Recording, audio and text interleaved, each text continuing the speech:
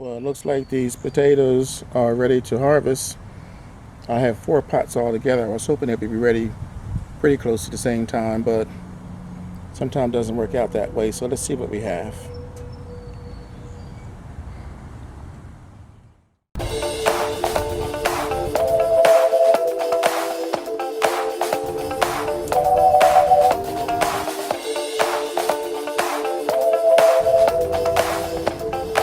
This is a small container, so you never know what you're going to get.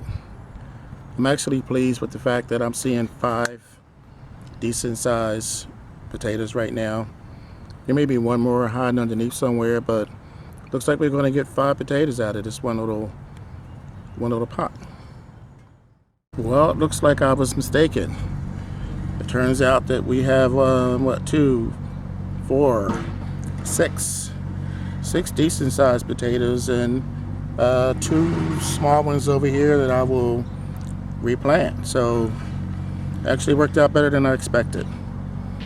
So that's it for the potato harvest, for at least for pot 1. This is the Frugal Gardener. Catch you guys next time.